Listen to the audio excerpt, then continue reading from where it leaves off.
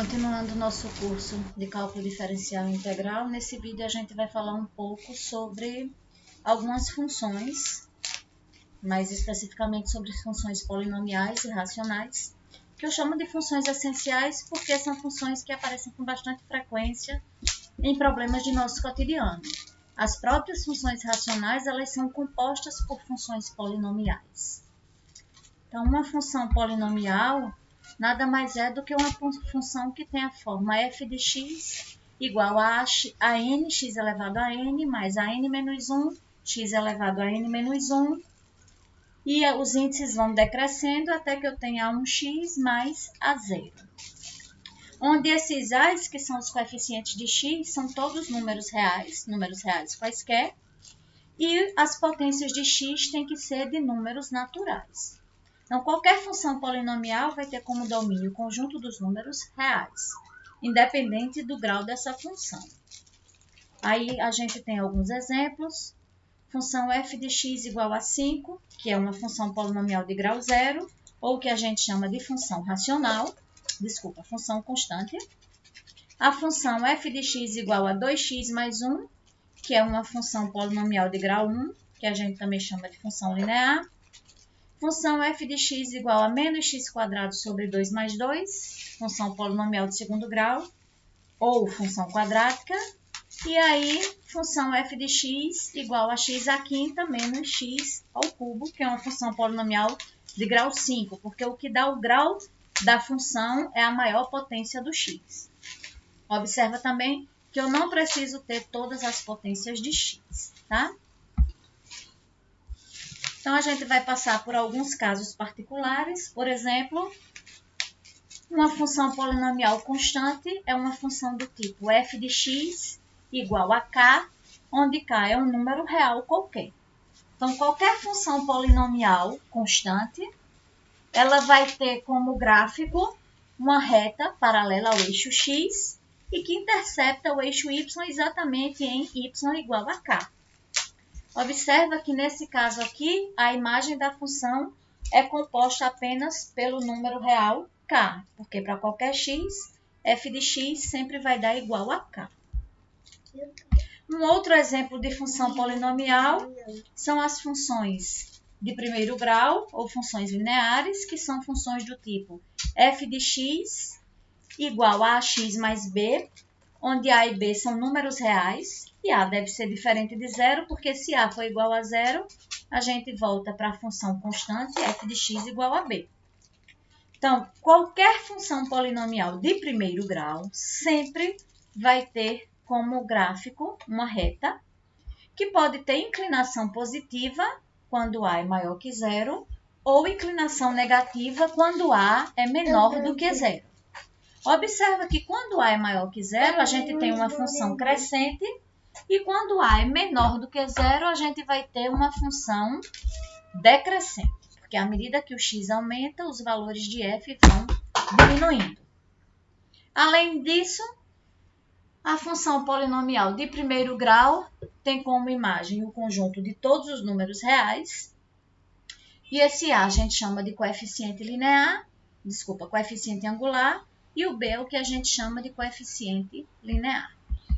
A seguir, a gente tem 3 exemplos que vocês devem tentar resolver para treinar e que a gente vai fazer posteriormente num outro vídeo, tá? Aí eu passo para as funções quadráticas ou funções de segundo grau, que são funções do tipo f de x igual a ax² mais bx mais c, onde a, b e c são números reais quaisquer, mas o a deve ser diferente de zero, porque se a for igual a zero, eu volto para uma função de primeiro grau. Em relação ao gráfico de uma função quadrática, a sua forma vai ser sempre a de uma parábola. A sua posição depende dos coeficientes de x na função. Ela pode ter concavidade para cima, quando eu tenho a positivo, ou concavidade para baixo, quando eu tenho a negativo.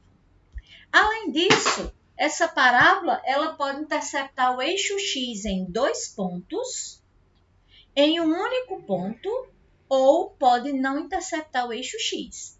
Isso vai depender do sinal do discriminante da função, que é a expressão b² menos 4ac. Quando isso é maior do que zero, eu vou ter que o gráfico intercepta o eixo x em dois pontos, x1 e x2, que são dados por essas expressões daqui.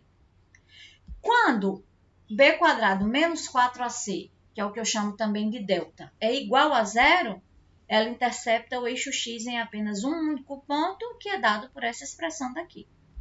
E se o delta for menor do que zero, ela simplesmente não toca o eixo x. Aqui nós temos mais 3 exemplos. Nesses 3 exemplos, observa que eu tenho sempre concavidade para cima, a igual a 1, a igual a 1, a igual a 1. Só que aqui eu tenho a parábola interceptando o eixo x em dois pontos, aqui em um único ponto e aqui não toca o eixo x em nenhum ponto, tá? Um outro elemento importante da parábola para a gente conhecer na hora que vai esboçar o gráfico é esse ponto daqui que eu chamo de vértice da parábola, que quando a parábola tem concavidade para cima é também um ponto de mínimo da função. Esse ponto daqui tem como coordenadas o que eu chamo de xv, que é o x do vértice, que é dado pela expressão menos b sobre 2a, e o yv, que é o y do vértice, que é dado pela expressão menos delta sobre 4a. Se a parábola tivesse concavidade para baixo, a expressão seria a mesma, só que o vértice seria ponto de máximo e não ponto de mínimo. Aí a gente tem também, em relação ao gráfico, a imagem da função. Se o gráfico tiver concavidade para cima, a imagem vai ser de y do vértice até mais infinito. E se o gráfico for côncavo para baixo, a imagem vai ser de menos infinito até y do vértice. As funções de segundo grau, elas aparecem com bastante frequência quando eu estou com problemas em que eu tenho queda de corpo ou lançamento de corpo, né? Nesse caso daí, a trajetória descrita pelo corpo é uma parábola, tá? Aí são os exemplos que vocês devem fazer também. E, finalmente, a gente tem as funções racionais. Funções racionais nada mais são do que funções onde você tem um coeficiente de duas funções polinomiais. E aí, nesse caso, quem vai ser o domínio da função?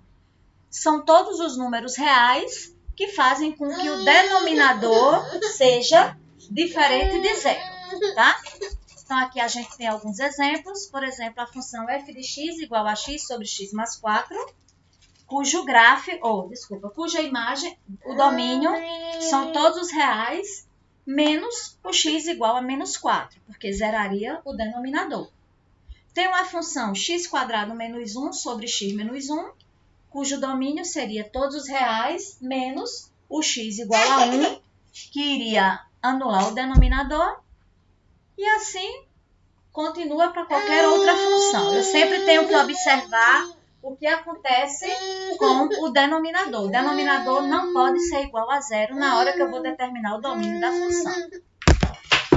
Nesse caso daqui, que eu tenho f de x igual a 4 sobre x² menos 1, observa que o denominador nunca se anula, porque o número ao quadrado somado com 1 nunca vai dar zero. Então, o domínio são todos os reais.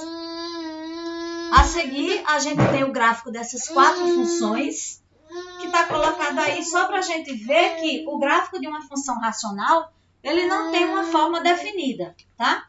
Dependendo da expressão, posso ter formas totalmente diferentes uma da outra, certo? Então, aqui eu tenho, por exemplo, x sobre x mais 4, que é uma hipérbole. Aqui eu tenho g de x igual a x² menos 1 sobre x mais 1, que é uma reta retirando-se esse ponto daqui, né? Que é o ponto onde eu teria x igual a 1. Aqui eu tenho também os gráficos de x mais 1 sobre x² menos x menos 6 e 4 sobre x² mais 1. Então, para funções racionais, o gráfico a gente consegue fazer esboço depois quando a gente vai estudar aplicações de derivadas, tá? Então, nos próximos vídeos, a gente vai falar mais um pouco sobre algumas outras funções, sobre as funções exponencial, logarítmica, também sobre as funções trigonométricas.